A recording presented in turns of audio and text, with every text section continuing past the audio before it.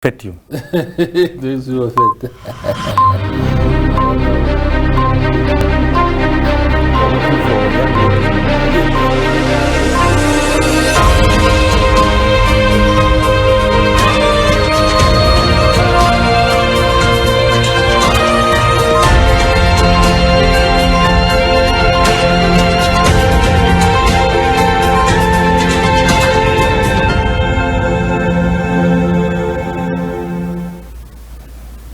Hello and welcome to yet another edition of the Evening Review. My name is Tewan Jabela, your host for tonight. Let's have a look at today's front page of Namibian Sun.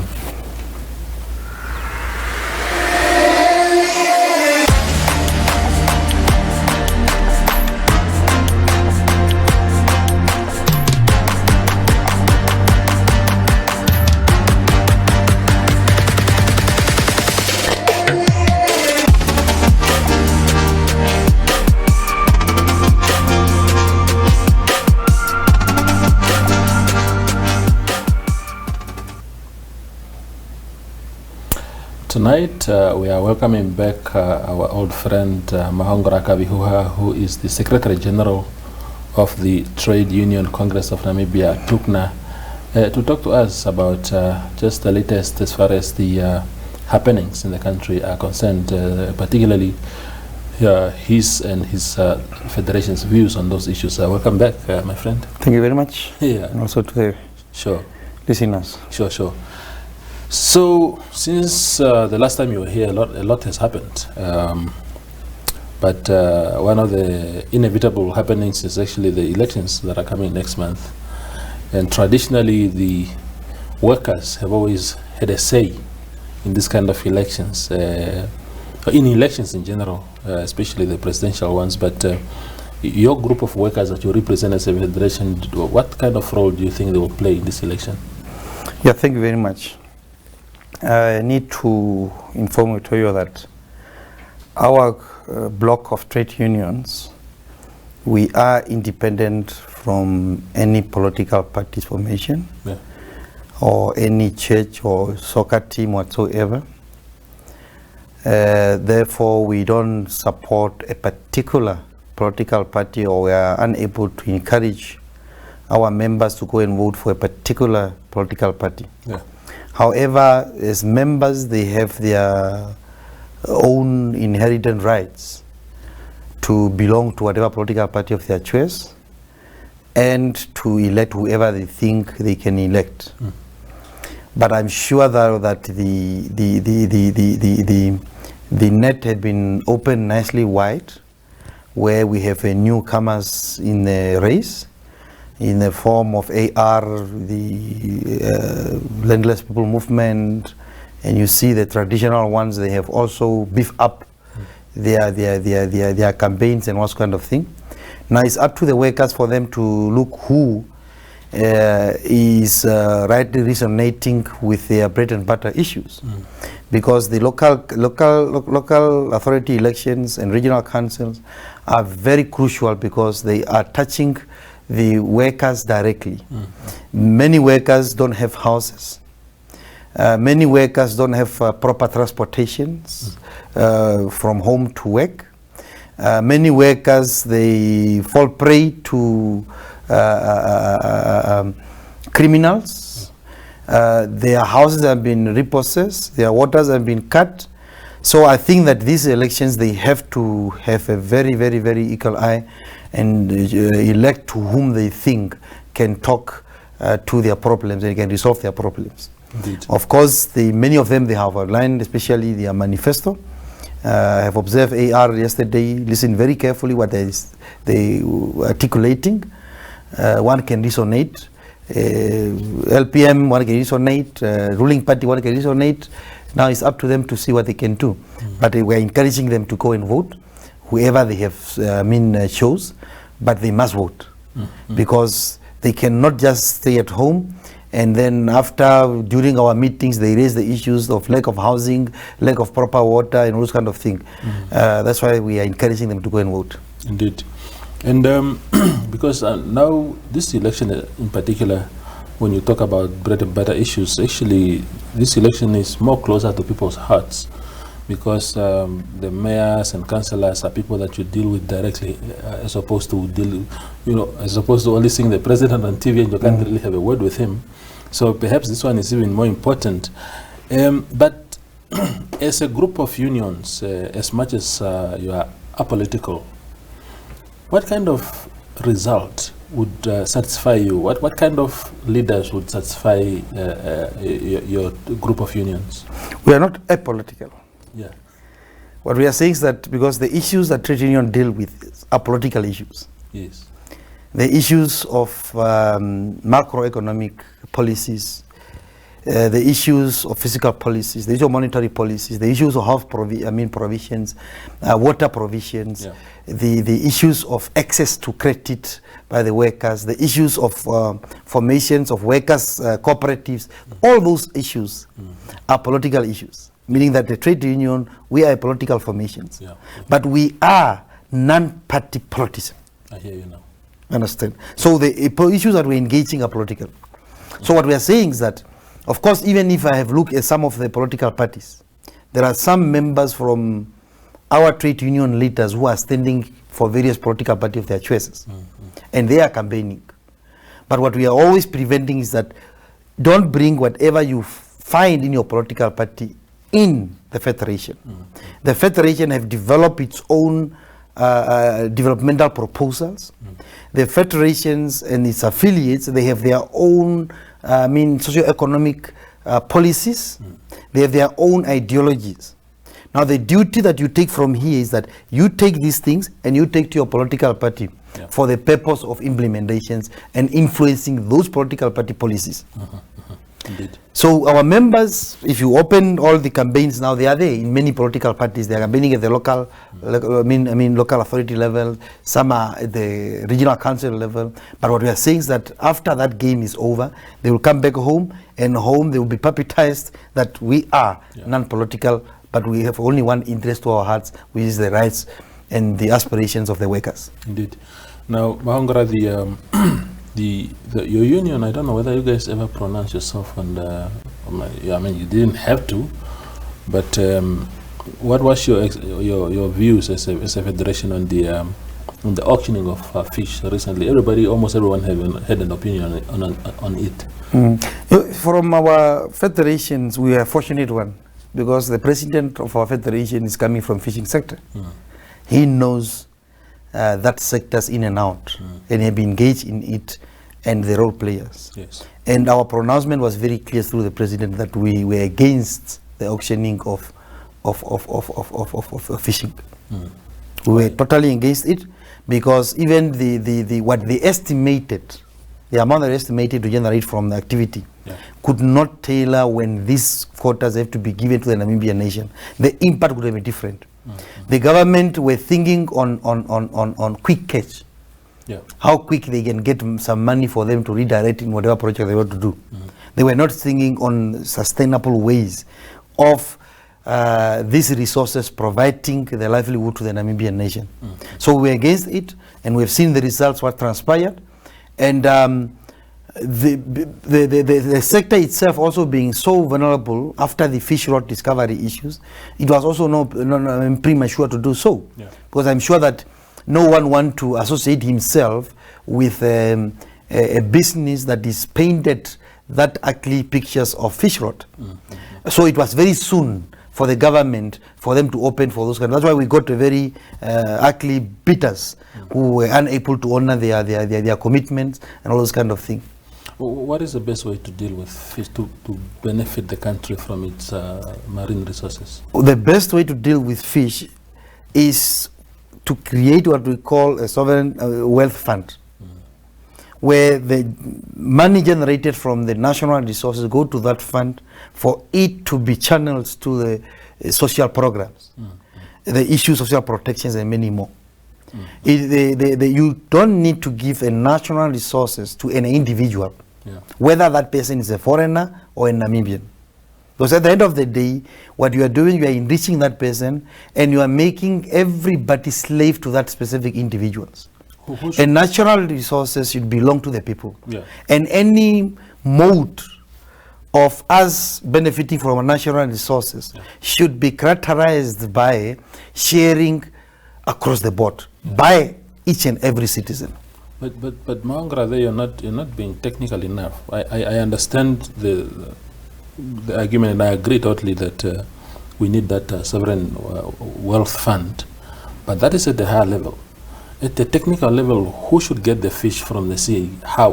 Is it government that must fish? Is it individuals? How do we get that money out of the fish? How do we get the money out of it? The bottom line, we get the money out of it by selling it out. Yeah. But now the issue is that what model should we develop in terms of catching and processing and whatsoever? This should be given to the people for them to do that. I hear you. So the natural resources extractions must be in the hands of the people. And through that process, you equitably distribute the benefits and everybody have a share in it. Indeed. Give me your view on the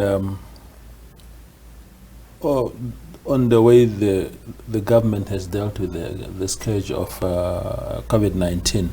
Your union, your especially TUN, where you are president, I think, had a lot of say in the manner the teachers were being made to come back to work and stuff like that.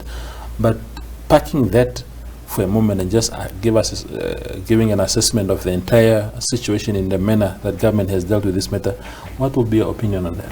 The government, because I'm talking from the workers' perspective, from the worker perspective, I think the workers were the biggest loser in all the efforts that the government have put on place.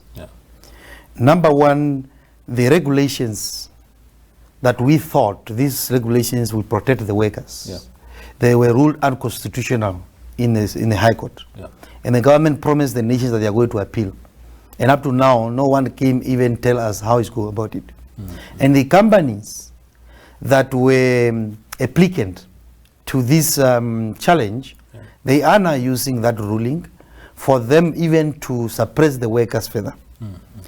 The second biggest losers in the whole handling of the COVID-19 were the poor people, the informal sector, in the sense that the government did not come up with a tangible cash injection into the livelihood of the poor people. They came up with a 750 once off. But if you look even our neighbor, they have even extended those benefits to next year. Can you see now? Meaning that the people up to now, they are still getting something in order to mitigate the impact of COVID-19. But ours were left out.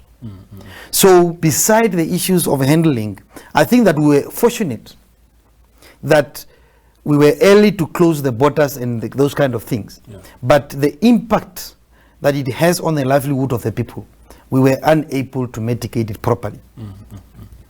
Indeed. And the issues of the job losses, it is very alarming. And the handling of the dispute that arose from this one, even at the Labour Commission, it is very pathetic. The government on the other side, they have overworked the office that they have to handle the employee-employee relationship. They've handicapped it because that office, the staff is very small, and there is a provision to bring in private arbitrators. Because of the cash flow of the government is unable to bring in private arbitrators, so these people are overworked to the maximum. And we are not happy with that situation. And that's why that all this is affecting the workers negatively. But do you recognize, Mahongora, also the fact that, of course, your priority are your members, the workforce in general, but do you also recognize that businesses are not spared from the effects of COVID-19, and that they too had to do what they had to do to sustain themselves? We don't have anything that have to be done, but it must be done in a human manner, in a professional way, in procedural way, and whatsoever. You cannot just stand up and then you come and tell the workers that no, from today you have unpaid leave, go and sleep home. You will not get your salary. That's completely ridiculous. And that is inhuman. So what we are saying is that we understand the situations where we find ourselves, all of us. Yeah. But let's coordinate and medicate in a humanly way, not the way they have done it. Indeed. The final question to you, Mahongora, is then where to from here for Namibia? In your mind, ideally, what is it that we must do? Because, you know, when you talk about government injecting cash in the lives of people to sustain them, which I fundamentally agree with, that is social spending, essentially. But we have an economy that is struggling, that also needs to put money into productive sectors, investing into growth of the economy in order for us to move forward and create jobs. How do you balance the two? You know, if issues when people are talking about creating jobs, you know the world where we are moving towards, jobs are being replaced by machines. Yes. So the notions of creating jobs, you start taking a secondary seat. The primary issue here is to ensure the social protections to the citizen. And how do you do that? You do that through interventions like BIG, basic income grant. As a matter of fact, that is the one thing you understand. And you have to make this BIG a universal. Universal means what? You give to everybody. And how do you do that one? You save 30% that should go into administrations. You save the corruptions. You also save, because there are many people you have been shown our coverage for social programs that we have. It's very little. And it's because of bureaucratic issues that was put in place. So if you spend money on the issues like BIG, then you are creating demand. By creating demand, you are increasing consumption. By increasing consumption, you are also now giving life to the production sectors that you have to identify. Now, the questions or the fear of the politicians is that you also saying that Toivo must also get 500.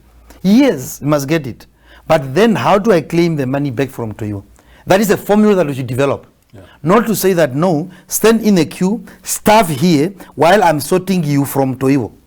Give it, and then now you go to Toivo in his office and say that, Toivo, bring back the 500 that I give you, because it was meant for that. So those are the purely administrative issues, and we have that capacity to handle those situations. Because that is what we pick it up from the politicians. They are only fearing that, no, if you give to the rich, it compromises. No, what we are saying is that the more you make what we call means testing mechanism, then you are making it more difficult for the beneficiary to access it. But if you make it universal, you make it easy, but then you claim it using other mechanisms that are there, which you are willing to provide if we are given the opportunity. And that's the... And if you give big, your health spending will come down. In what way? In the sense that when these people now have access to nutritious food, they have access to even soap to wash themselves, the chances of them getting sick from those kind of diseases become less. So the spending in health sectors become less. And not only that, even in education. Even we are going to this because we have seen the parameters of education. Only less than 10% of the numbers of the students enrolled in grade 1 that reach grade 10 to grade 12. Why is that one? And then the issues of school fitting programs will come to an end. Can you see now? So all these kind of things, BIG can take everything into one, and all the things will be addressed towards that. It's a very interesting concept, Mahongora, this basic income grant thing. I know it has been tested before and it was successful, at least for those communities where it was implemented. At the national level, I'm not sure. I have done quite extensive research in the past couple of days, and I can't seem to find any country that has ever adopted this at the national level, except at the community level. In Texas, for example, I think, is it Texas? One of the oil-rich state in the USA. They had this. They had it. I think they still have it, where people are made to benefit from their oil resource. But at the national level, it has not been tested. Why would a country like Namibia, that is so struggling with so many things, has succeeded at that? I don't know whether your research, you have done it well. There are many countries. If you go to Brazil, have done it. Yeah. although they have changed the political system. Yeah. If you go to UK, they are doing it. You had when the people say that no, go to UK, you deliver a child, you benefit from whatever grant. Yeah. So those grants are all over. The only difference that is there is the mode. Yeah. How are they defined? And what are the accessibility whatsoever? So we normally have only 3 in the world. We have what we call means testing, the one that Namibia is using, which have been proven beyond reasonable doubt that is a failure. That's why we still have a high unequal society while we spend a reasonable amount of GDP to our social sector. Yeah. It's a means testing. The other one, South Africa, that they are using, it is a proxy means testing. And then the other one, which is now acceptable throughout, is a universal. So what we're saying is that the universal is the way to go. And I'm sure that even with the budget that we have now, that we are putting on the social sector, if we change the way these people are benefiting to the universality, we're going to save a lot of money and more people will come out of poverty. And it has been tested. Yeah. So what we're talking about is the things that are there, and some of us, we have expertise in social protections. What does it mean? Meaning that even beside us talking about and advocating for it, if you go academically, we know what we're talking about. That's a very tough, it's a tall order, Mahongora, but I like your determination as a coalition that are pushing for that. I'm very scared about that. But I don't. But that is just. No, you're being scared is good, but being scared is good. But I will assure you that as soon as we go that one, you will feel a difference. I hope so. Because even everybody will be able to sell. I mean, to buy at your small shop that you open somewhere. Yeah. Everybody within the community will have a buying power. Yeah. And buying power is the consumption. Consumption is a creation of demand. And then the business will flourish. What we are struggling with now, even a small agricultural project in a village, you can make that one, but you have to spend money in transportations, because in your village there is no one who is able to buy, or nearest town no one able to buy. So what we are saying is that you are fearing because you are dominated by capitalist thinking line, where you have to keep someone poor for you to survive. There is no person or no professor who have adopted the capitalistic thinking mind who will go for full employment. No way. Because if you go, everybody have a job, it means the salaries have to be high. And you have difficulty if you have to lay one off to replace that person. So the high unemployment, the high inequality is the breeding ground for capitalism. So for us who have the heart of the people, that we should all come together and move and live together. And those that say that I should live alone will also always have difficulties. But we can afford. The money is there, the resources are there. Let's sit around the table, work out modality, and we are willing to offer what we are able to offer. Indeed. Mahongora Kavihuha, thank you very much for coming. Thank you very much. I appreciate it. That is Mahongora Kavihuha. He is the Secretary General of the Trade Union Congress of Namibia, TUPNA, speaking to us about a host of issues as you heard them on tonight's show. Thank you for watching, and good night.